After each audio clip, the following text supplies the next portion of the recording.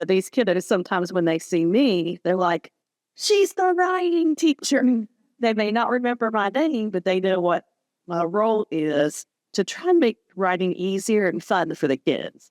So anytime they read a passage, like I said, or even take something like, what is your favorite cookie? And then I would have two little paper cutout cookies. Well, one has chocolate chips and one just has sugar. So the kids could, I'll say, stop, talk to your partner. And I'll say, okay, give me a thumbs up if you like just plain sugar cookies. So then we're kind of getting telling with breakfast. Then I'm getting a little bit of math in. How many tally marks wait for the sugar cookie? And they can use that in their writing. And versus how many like the chocolate chips. But then, they're going to ask me, do we get them? I said, no, not for lunch. And you're not allowed to ask, before that time frame. So, and then I like to roll out why. So they're giving me reasons. And these are just easy. I mean, you don't even have to have this pretty handout, but these are free. I usually get all mine off Teacher Pay Teacher.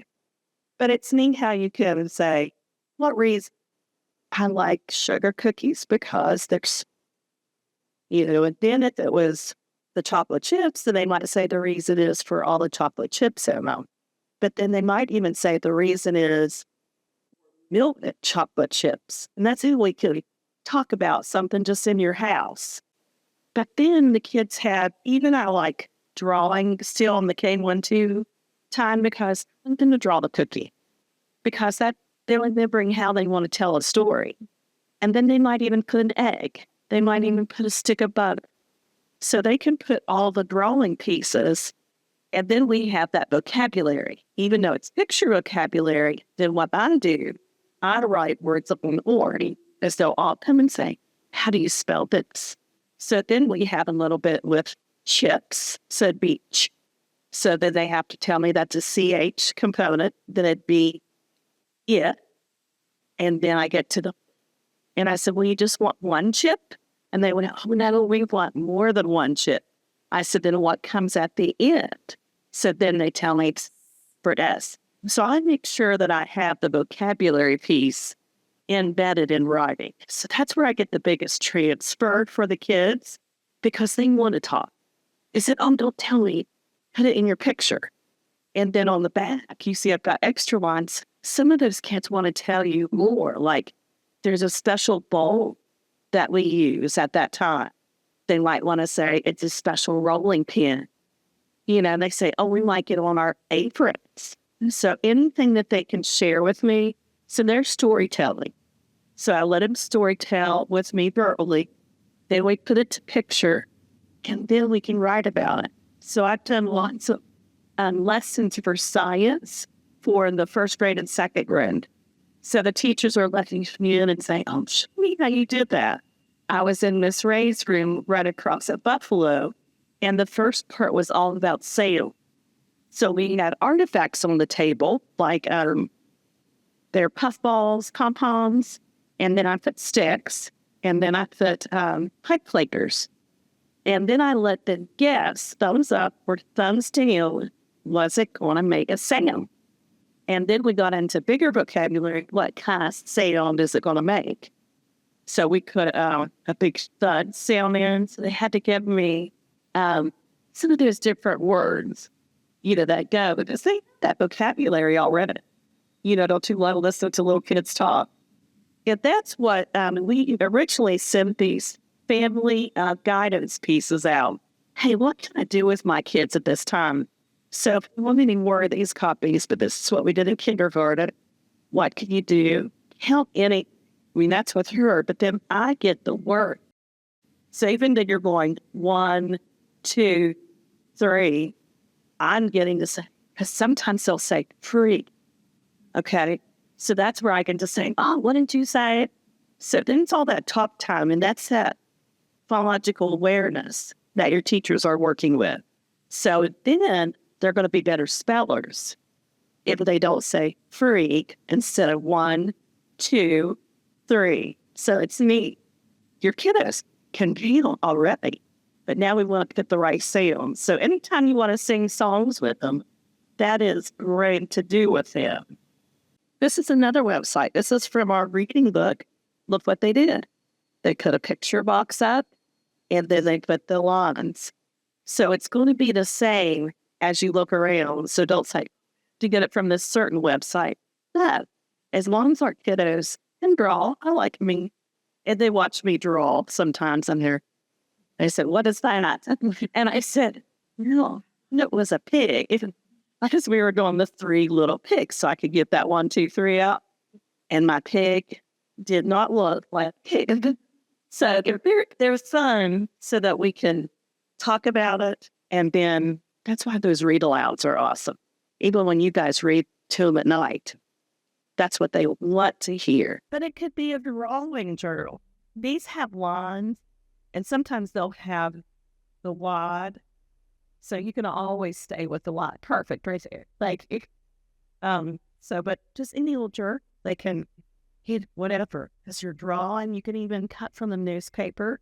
Newspapers are rare, magazines, but they can be the characters in your story. So as Sandy got that back for me, I'm doing a lot. The last time we had our session, we talked about what does it look like in social studies of the science. Well, that's perfect for little kids. As when I pulled out science, it's usually animal-based. They love reading animals. When my granddaughter brings home those reading books, well, it's been some animals that I don't know anything about. But she'll bring home alligators. Okay. She'll bring home the polar bears, which the alligators are not native. Polar bears are not native, but she's learning. But then all of a sudden we'll get a horse. I can read that horse and then I can ask questions. But she has a lot of background because she asks a horse. But then it had the word sorrel in it. So she was learning the colors and she said, well, that looks like my horse, Lula. So then they were able to add sorrel in our little composition book to talk about with her. So this is what I do a lot with kiddos. So when they do, oh, Miss Emil's here. What's she going to do today? I do interactive writing with it on the board, but they give me the sentences. So that's you do. That's what they're doing. And then I'll break out sessions with those papers, and that's what they're going to do on their own. But you can see, number 2, I do it again. Because when the teachers invite me back in, I want to see if what I've provided in that modeling is sticking for the kids. Mm-hmm. So when you look at I do, you do, and then how long is that going to take? It may take me 3 or 4 times to come back to that platform. But it's okay, because that's what I'm doing, and the teacher is growing with it as well. But I bring in, as I put ready to write, well, we've got to have something to read first. And the kids are getting really excited when you bring in different topics. This is good when I start doing first, next, and then. And it's kind of like ingredients for cooking. So on Freckle, this is a 2nd grade passage I've pulled out. You can just go up and down. I could turn it into an 8th grade read. So I think that's neat with Freckle. But it was about pizza. It talked about the history of pizza. Then it gave them that this first pizza was just marinara. So then they went, you've heard that word before. So then I'm pulling in, but then I know, well, what goes on yours? So we have food first. Then we talked pizza, because we're going to talk about tacos, because this reading was about pizza. So I make them stay on task with me. And then I said, well, what else? They say cheese. So I always get the cheese. But see, now we're going to spell cheese. And then we write it on just a yellow piece of paper. So that connects with them. Then as we read through this, we also circle some words. So we end up circling a very long word. So I say, ooh, do you like one-year pizza? Well, some people say pepperoni. And then ooh, let's clap that out. So that it's me. And then I said, oh, did we find that in our reading? So then I pull right back into the reading. And if you notice, this wasn't, each paragraph wasn't numbered. So I said, let's number these paragraphs. And then they could say, oh, it's in number 3. So instead of going Oh, it's right here in the middle of the page. So that made it easier for me than the day. So then we put pepperoni. Even this odd one that I like to put on mine is in the little white packets in the cafeteria. And then get, oh, Parmesan. So I went, okay, well, let's put Parmesan on the pizza. So you know what I call it? Shake cheese. Because you have to shake it and get it out. So then I was showing the teacher, I went, okay, let's put this in a paragraph. So I said, food is our topic from the day. One of our favorite foods is soda. The first ingredient on our pizza we love is cheese. Then I said, secondly, most people enjoy pierogi. So they had their word cards. They're writing this down. And we did a full paragraph in a 35-minute setting because we read through it, we circled it, then you wrote the words, and then we just formed it in sentences. So they told me the sentences, and I just wrote it on the board for them.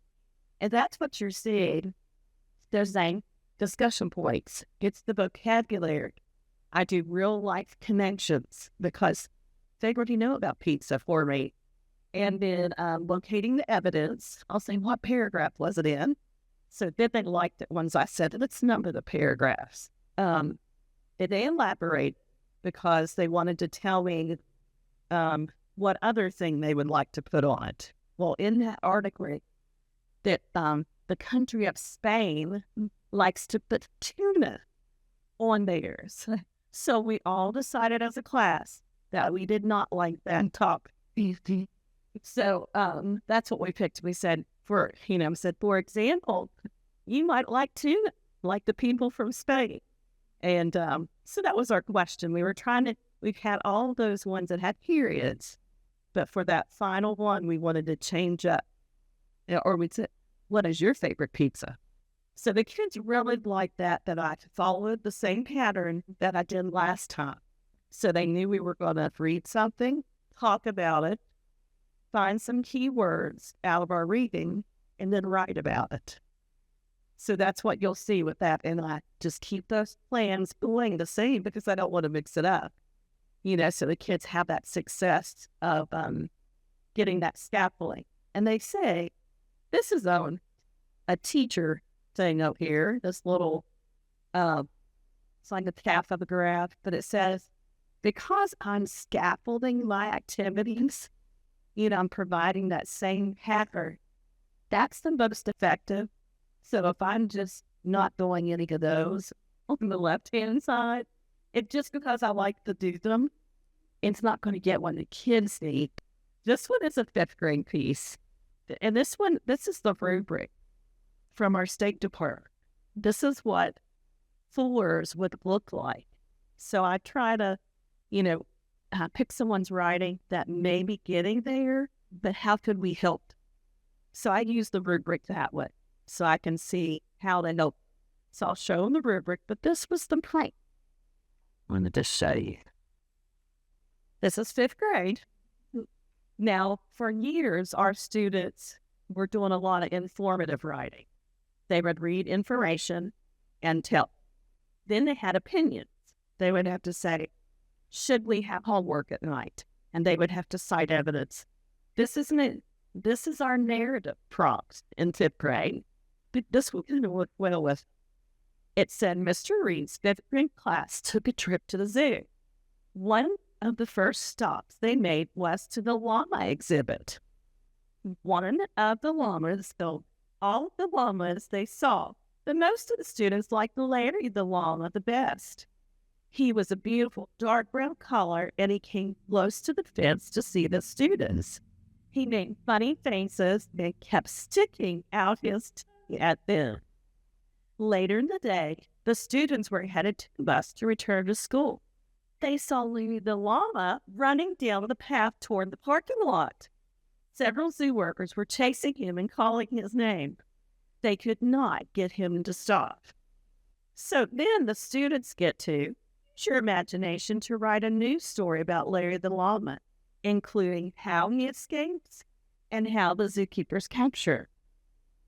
So the students can retell a little bit and say, oh, we went on the zoo trip. And then the kids started asking, can we have Larry the llama get on our school bus? I'm like, yeah, it's your story. So this hook. So I think it's the prompts too, or how you present it to them. But they were all about Larry getting on the bus, and then the zookeepers. And they said, but how did Larry get out? So then they used their teacher's name. They said Miss Arthur was petting him, and she accidentally hit it with her elbow, and the latch went up. But Larry knows, and Larry got out. So the kids like this. So this was fifth grade.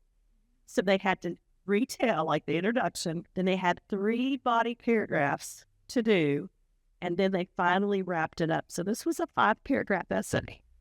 But I think with them, this narrative prompt was neat for them, because I said, just go. You can have all the imagination you want. So as long as they didn't talk about a gorilla, right, because that would be off task. And if they didn't talk about what they said and got to our bands, well, sometimes the computer catches them because it's computer creative and say, well, we're bringing bands. You got on a school bus.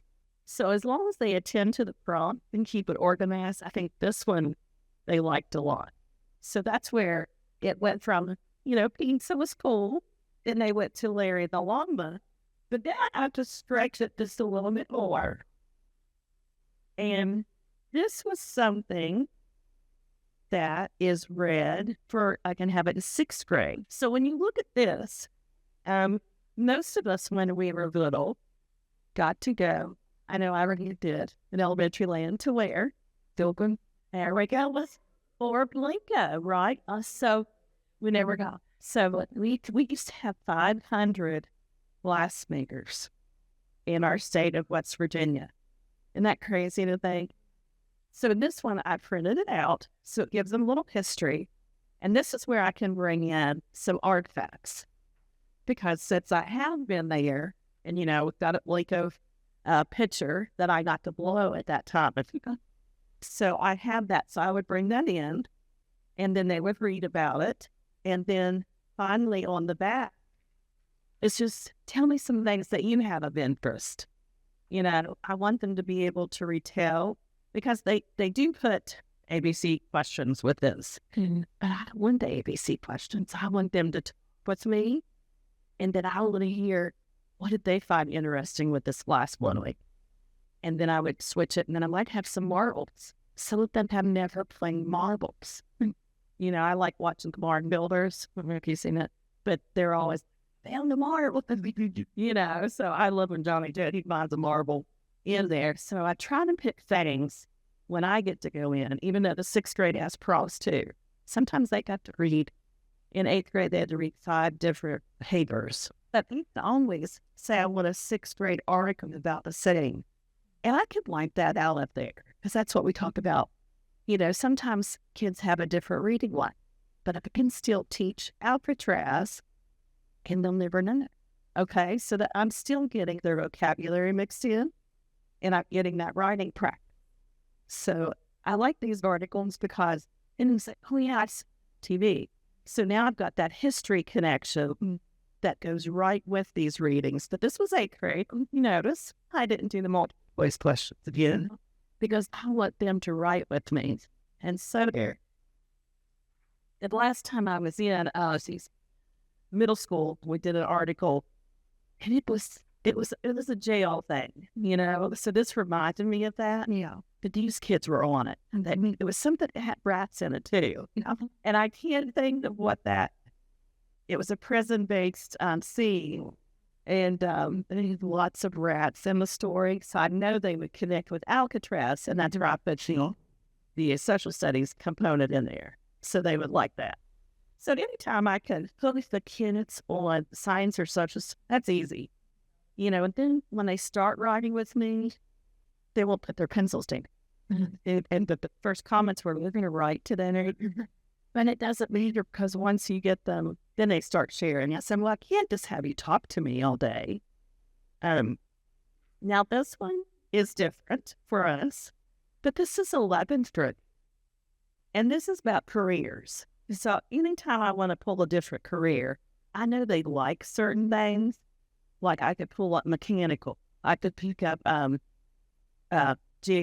thermal issues with, our farming system. So this was sustainability because that's kind of a hot topic.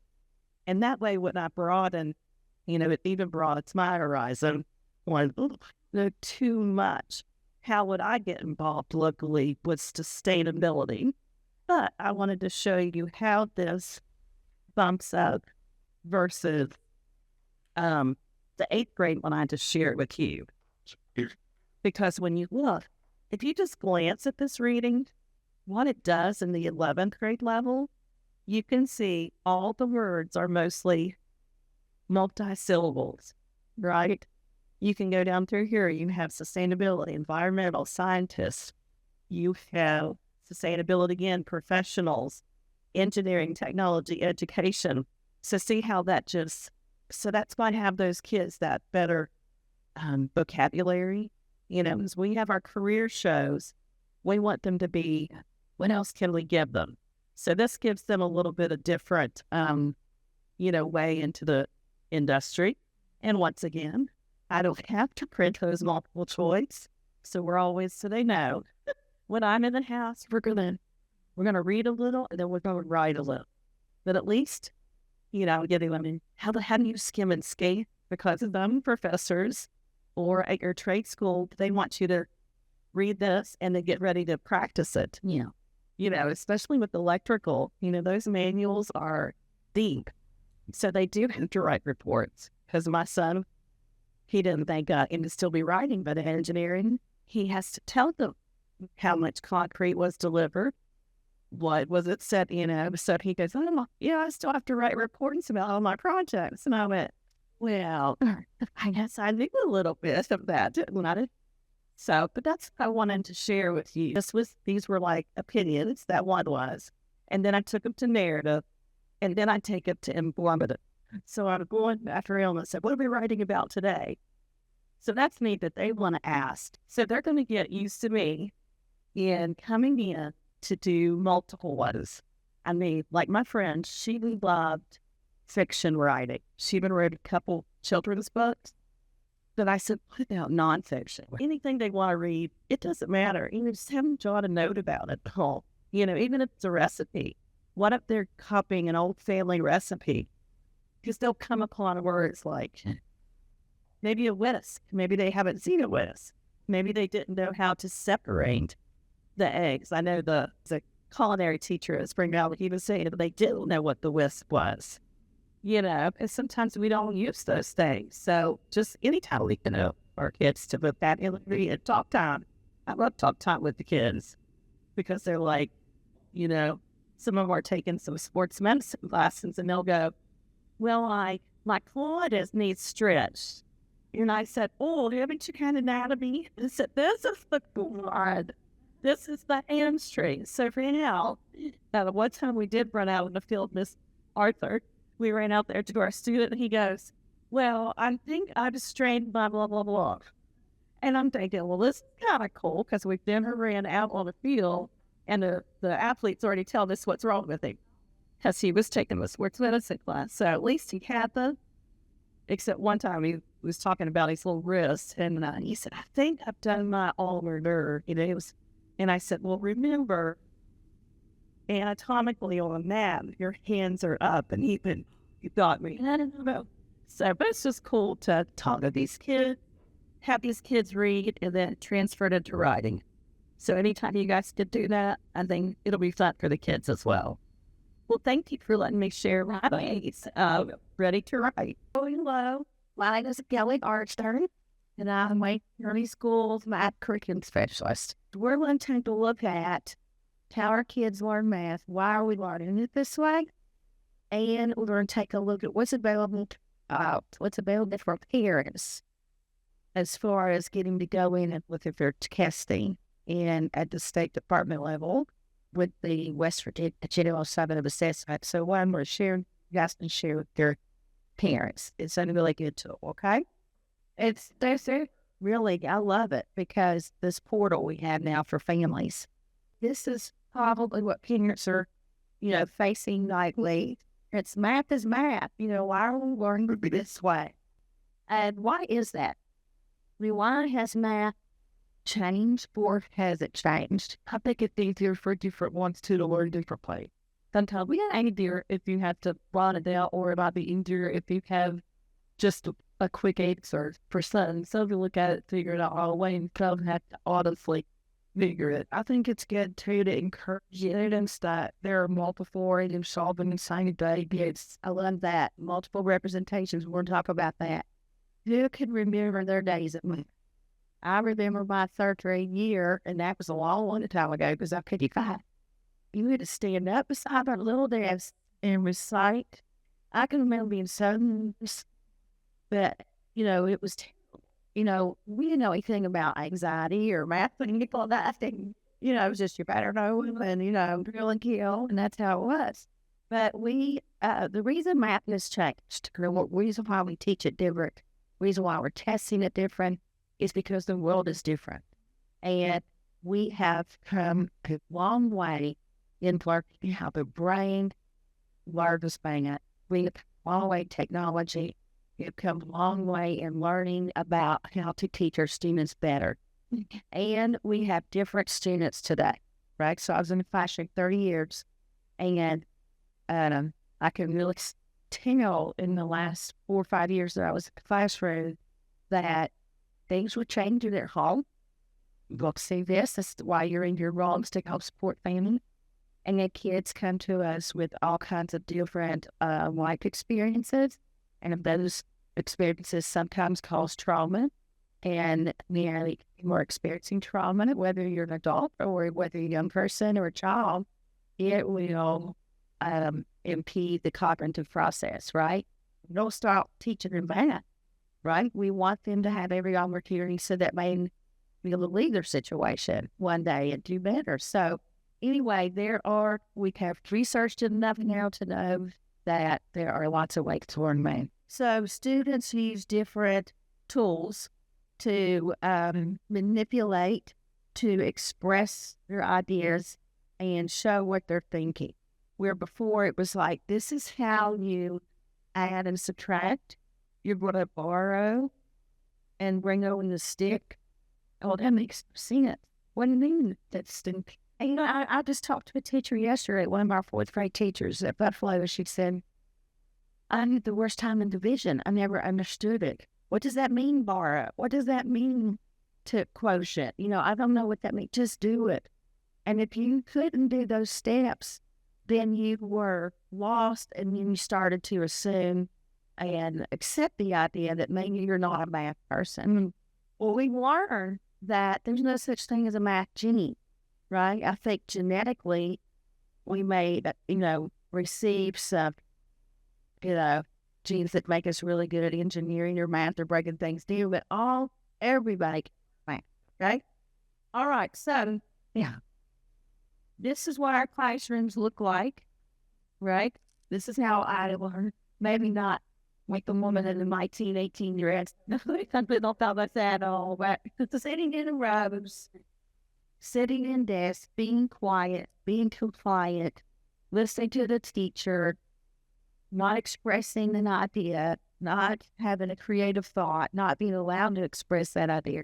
Until about the 70s, right? And then when I was in elementary school, I was raised in Virginia. And I can remember I went to Kreitzer Elementary. And it was a school just for 4th and 5th grade. And we had 500 students just at 4th grade. And it was brand new school. It was brand new idea for education to teach in pods with no walls, right? And so we've always been experimenting with how we teach. But maybe that came from all the hippies, thinking whatever. But we started to learn and grow and figured out that not every child fits the same ball. Our classrooms today in math look a lot different. And these are actual pictures from our Wayne County classroom. So we see here, well, you tell me, what do you see? Libraries. And I see him writing on a desk. Yes, so we're writing on the desk. So we're going to do that a little bit. We found a textbook where I ever got to present it. Write on a desk. We also see what this one, four of these pictures. This is Cheryl Canterbury, Buffalo Middle. This is Laplet Elementary, third grade, Spring Valley High School, trigonometry class, and fourth grade, Shannon Brandon Kellogg. And what do you see in common? This is the newest research by Dr. Peter Liljedahl, and that our State Department is asking us to learn about, and it'll be our role to help teachers learn about it. He's written a book called Building Executive Classrooms. So there's a lot of research behind kids learn better when they're standing, right?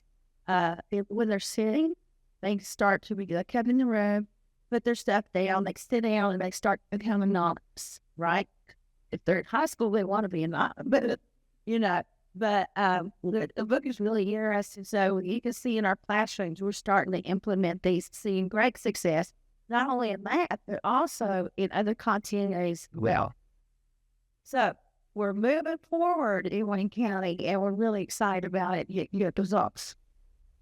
So if we look at why we should be in the past, we can see that in our world of AI, everybody look at this last slide. This is Fortune 500's most valued skills by employers. The last recent data is 2020. And if you look at number one for 2020, and then number one for 1970, or the first three. But I'm like the right. I know. So we need to be able to be strong writers, computational or math skill, reading skill in the 70s, right? But in 1999, that switched to teamwork, problem solving, and interpersonal skill. Wow, what do we have technology-wise in 1999? We started moving towards computers, and now employers put when complex problem solving, critical thinking, and creativity at the top. So we're in a world of AI. Kids can actually take their phones and download an app and hover over the math problem and get the answer. But that's not going to help them when they're in a job at Toyota and the boss comes and says, take these parts and make this and work with this team. Another thing that's really important we're looking at too, that our county is working in is emotional intelligence. Have to be able to get along with people, not just break down. And so all these things are very important, and we learn these skills in the math classroom. Okay, and we need these skills, this cognitive flexibility with problem solving, the reasoning skills, because you guys are using math every day. We're making a budget. We're thinking about taxes right now, right? We think, okay, I got this amount of money at the end of the week, I get to the grocery store, we're all feeling it, right? So, and kids today are really inundated with a lot of data. And they have to be able to sort through that data, decide, is that real? And I'm going to fact check that and decide for themselves. Happens, sir. Here we just have a couple examples. If you look back at what our classrooms were doing compared to what we're doing maybe in the business world, you saw some similarities there, right? We're on Berkeley long-term services. We're working in groups. We're sharing and creating ideas. And those are all very important skills, even in the trades, in the military. And think about it. If you're at school working and something, maybe the principal comes and says, really want you to start thinking about how a project at Christmas to tie our community and our school together. First thing you do is want to talk to somebody about it, right? And you want to collaborate and you want to hear all of the different perspectives. And so that's what's going on in the real world for kids. And we have to get them ready for that. So these brochures are here for you. You can take them back to your schools. This is provided by the West Virginia Department of Education. And it's simply a synopsis of what your kids are learning in grades K2, 3, 5, 6, 8, 9, 12 in math. As you can see, we're going beyond memorizing facts, going beyond taking notes and then taking a test. We are exploring math, thinking about math, communicating about math, and learning how to be better problem solvers. If you hold your phones up, there's a QR code, and this QR code will send you to the Unite with Numeracy site. Show it later at the end, and we can share that with your families. They can go there and get these brochures. Okay? All right, let's look at the life of the teacher. You all ready to play? Do some math? Yay. Okay. So our teachers have what we call standards.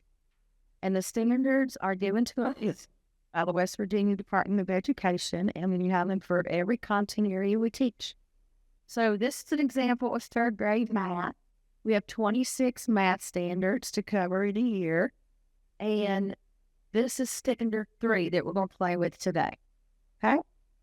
And we're going to be talking about multiplication because that is a big conversation, and it's a big debate among educators. Do we memorize? Do we conceptualize? Do we find a happy medium between the two? So I'm going to let you guys experiment with the lesson that math is our standard.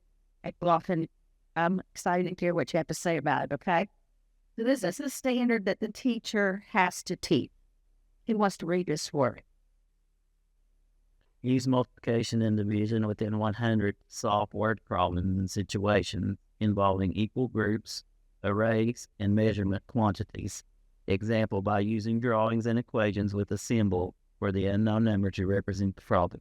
Okay, so I'm going to teach that we're going to have a lesson, and then we're going to look at how that matches up, and then we're going to tie it to the test questions so you can see when your kids talk about they break home their tests, and they're like, how are we doing it? Just multiply 3 times 6. Why does it look like 10? You're going to be able to see the why. Okay? All right, so I want everybody to count out 24 square tiles. 24 square tiles. And some of you have already put them in equal groups. My color. And play with it. And this is the fun part for a teacher, because if you're facilitating the lesson, that means walking around and looking at what each kid is doing.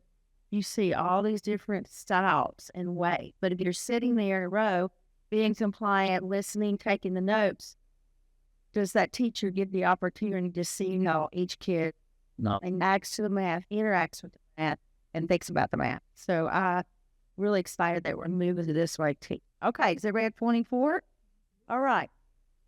You can, what you do now is I want everybody to make their own rectangle, but you must use all 24 tiles, and the tiles must be touched. So use all 24 tiles to make a rectangle, and make sure that the tiles are touching on all sides. What questions do you have? Fine. Okay.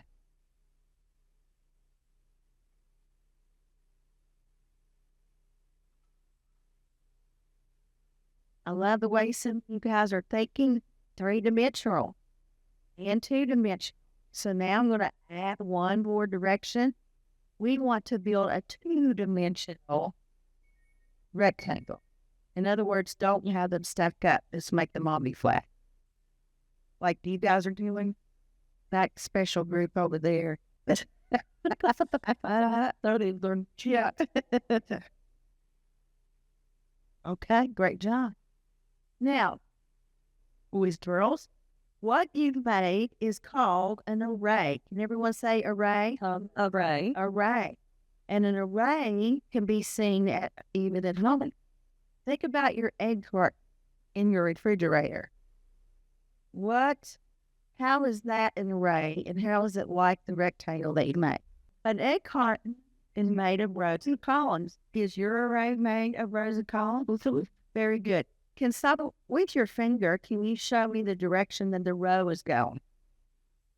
Mm-hmm. Very good. Back and forth. In math, we call that horizontal. So everyone hold your arms out. And we say horizontal. The root word horizontal is horizon. Yep. Right? And we know what a horizon is because we studied that before this presentation.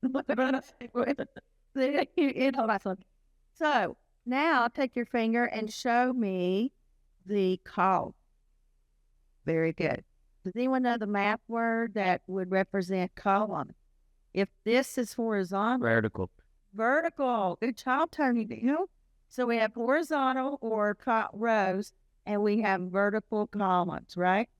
Now, I want you to count how many rows you have. Okay? That's the column, but I like the way you said it.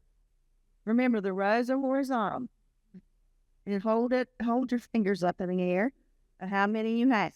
5, 3, 6, 3, 2, and 4. Okay. How many are in each row?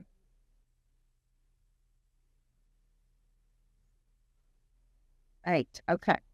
Very good. Now, let's go back to the ropes. I'm trying to stay in one place. This is not my teacher.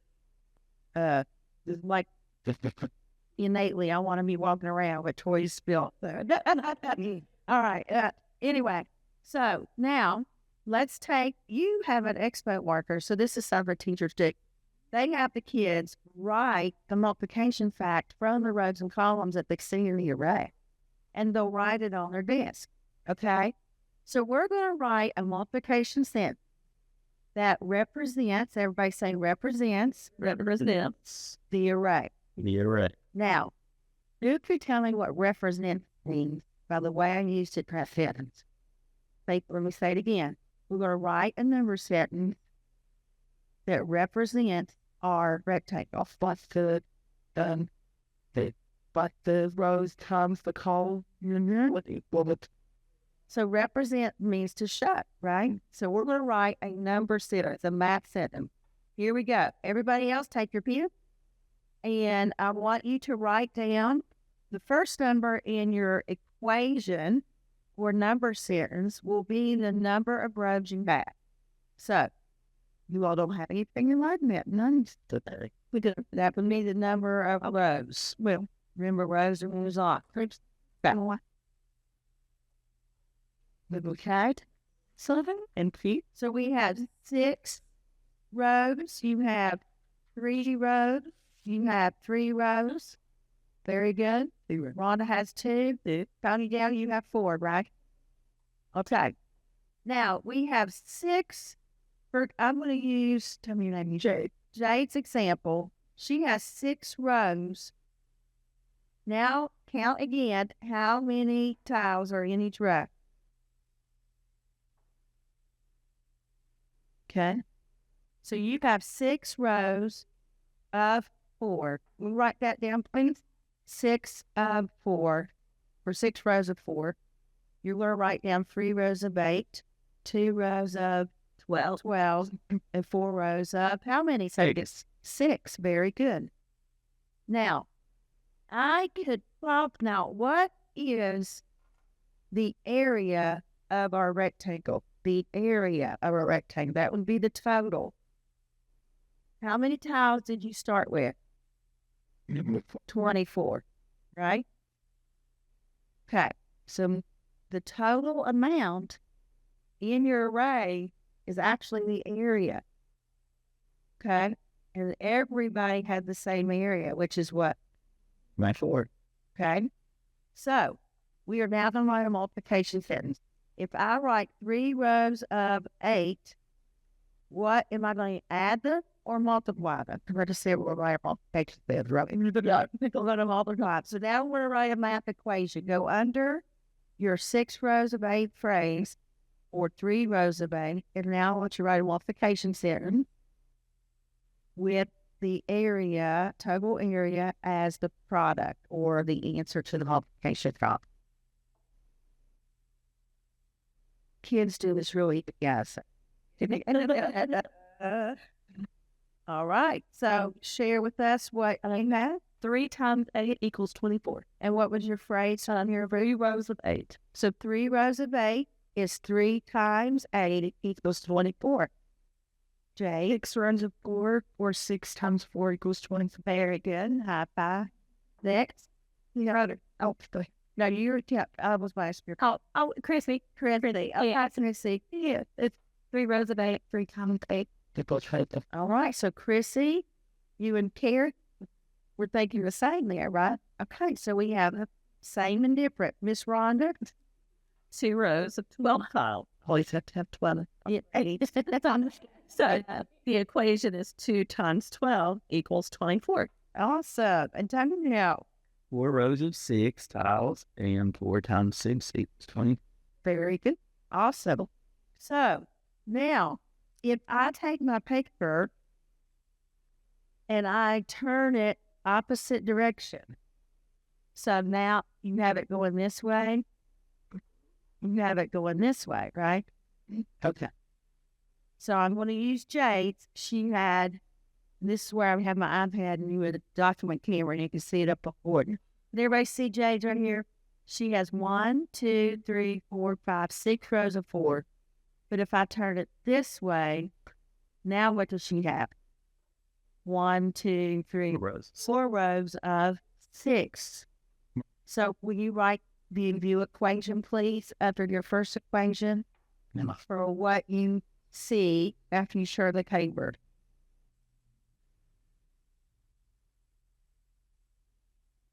Now, this is about 4 days left of pinpoint. So, Okay, so boys and girls, if I have 8 rows of 3 or 3 rows of 8, I have 8 times 3 equals 24, or 3 times 8 equals 24. versatile. Does anybody know the property that says that you can switch the factors and get the same product? I try. Yes. Actually, So close, Rhonda. We need to set a parentheses for that. It's good. If you cut this, it would be distributed, but I like everybody thinking. I can talk loud. It's called the commutative property. Commutative property. Okay. So in this one lesson, we learned 2 math facts, 2 multiplication facts. We learned and could see what area really looks like. And if I, didn't want to keep us here all night, I would go on and tell you, think about a floor at home with tiles. Kids could say, oh, I'm going to put, we're redoing my bathroom floor as they get older and I need to know the area. Oh, I remember that 3rd grade when we used the tiles, right? Another lesson in this is we talk about, we get a ruler and we measure these. And an inch approximately is the length from your knuckle to the end of your thumb. And so they can estimate. I'll have them say, what is the length on all 4 sides of this tile? It's 1, right? So we call this in math a unit. And what shape is it? Square. So we say these are square units. And when you find area, you have to assign the term square unit to your total of 24, right? So if you go to Lowe's, I need 24 square feet. You can picture this in your mind, right?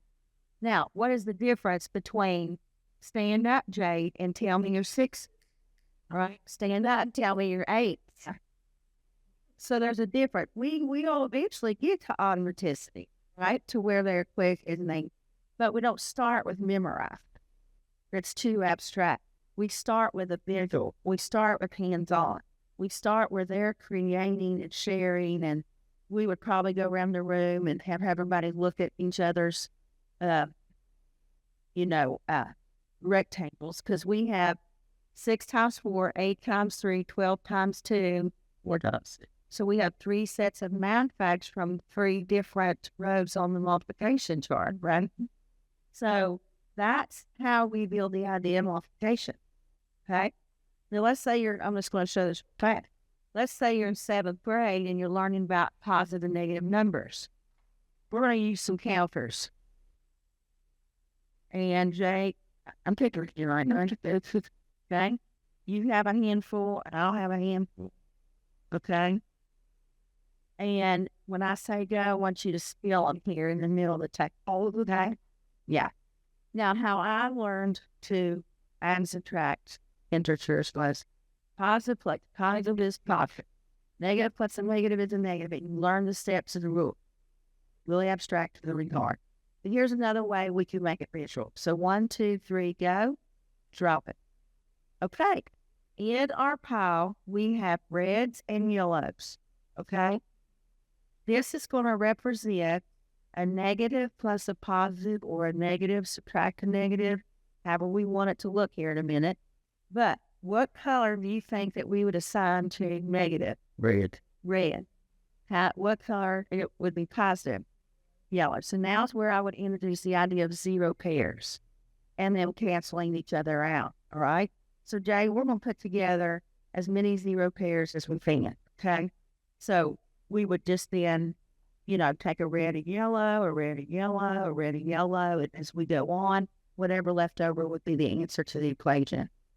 But we would count first how many red and yellow do that. Okay. So once you cancel it, they may have this left over. So the answer would be positive 4. Mm-hmm. Okay. If we use this is 7th grade. And this is how we introduce integers. And while we're doing that on our desk, we would draw a number line, partition it, and we would show from 0 how we move right positive, left negative, and then we would write the fact, right? 7 plus negative 4 would be positive 3. So they're doing the hands-on. This is called representational. This is called abstract. Numbers and symbols are abstract. In the past, we started with the abstract and the rules. This is the end game now. And it makes all the difference. Okay?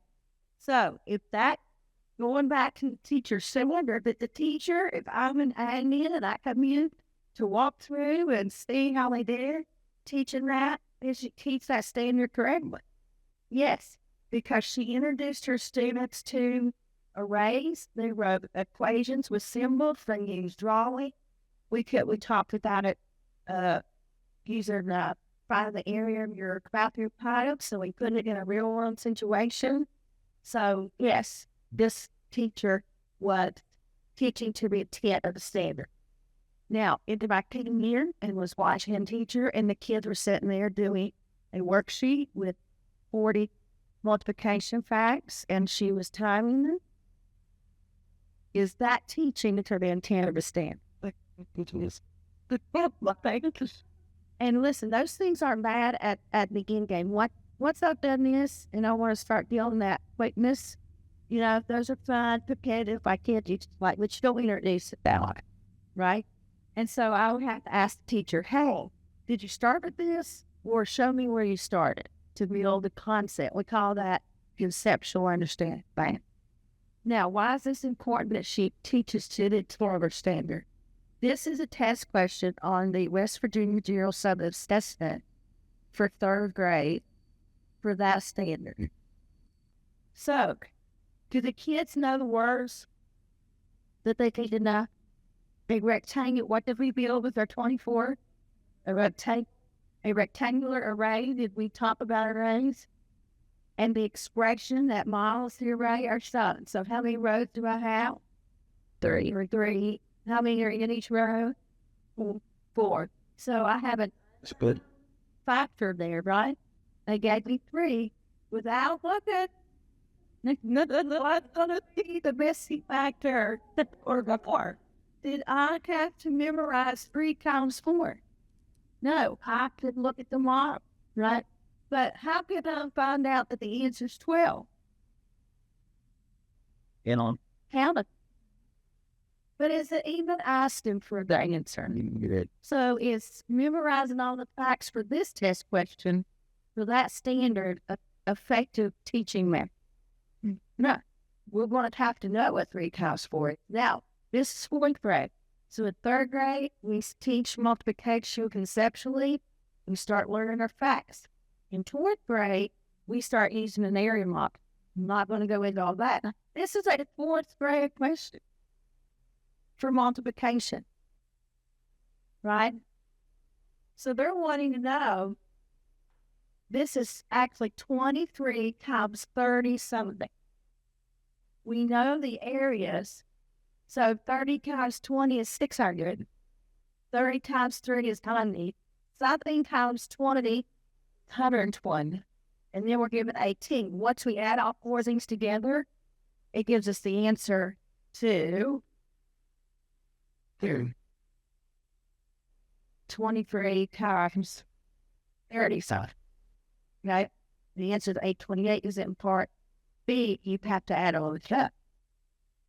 That's a lot different than drop a one here at the tens, right? So if you looked at standard 410 for a teacher on her standards list, then you would see that it says to teach multiplication, introduce it in fourth grade with area models and partial product. Then in fifth grade, they use the standard algorithm, which is drop them on, carry the tens. So everybody has a part to play. All right. Teachers sometimes like it ahead because that they want to default to teaching and they learned it. So this is what our jobs are, is to help teachers build their content knowledge with the standards. So what can families do? They need to stop criticizing. It's not going to go backwards. We're not going to go backward. We're still, I learned the math and I did just fine. Yes, you're great. But the jobs that your child's going to be involved in haven't even been created yet. So we're trying to get them ready for that. Use math in daily life, like puzzle, board games, all these things at home to make it fun. I learned the best way to learn math is playing dominoes, dice games, card games, being interactive like that. You learn to have good number sense that way. Have high expectations, work with the teachers, find out what, you could do at home and support homework. You have a little family guide there. You can look at it. It's really great. That's from the National Council of Teachers in Mathematics. And this is all the things, activities, things you can do at home to help support your child in math. This QR code will take you to the West Virginia Assessment Hub. And when you get there, you will see this page. And up at the top, if you go to audience and you click on families, it will take you to this family portal. Parents will then talk to their child's math teacher to get the access code, or the principal, or the counselor, kids like your high school level, middle school, elementary school. But once parents are there, they can see the child's test scores. And I'm just going to switch. You can see the ELA reading and math scores. It's not. There it goes. It's color coded. There's explanations. It lets you know if where your child's progress is. Are they meeting standards? You saw what the standards look like, right? And that's just math, 26 to 29 standard. Then the teacher has to teach more than that in reading. Then they have to teach science, and then they have to teach studies. This is an elementary teacher. So you can have over 100 standards in different content areas. We need to be supporting our elementary teachers, right? Peer volunteers going in. That's where your role is so important, right? And they have to know all this. Now, you're in middle school, high school, you're just teaching an area, so it's a little bit different, although you have more kids. Then there are videos that the parents can link to that explain how your child did. And this is a customized video of your child's report. And it will explain how they did on the test and what they need, what their next steps are. So we just took benchmark 2. So in the fall, September is when our first benchmark window opens. So we get a baseline of where we're starting. And then in the winter, we take a second one. And then in the spring is our big GSA, right? That's the spring test to see how we did. And every year has access to this. It's a good, and if you want, as community and family liaisons, you have a set of parents that don't, they want to know how to access this, just email us or call, and we will kind of work with those parents. Okay, want to know both will because it's the ELA 10 and help them get in because sometimes people aren't computer savvy and they need a little bit of help. So thanks you guys. I really appreciate it. I'm back to do a little math today.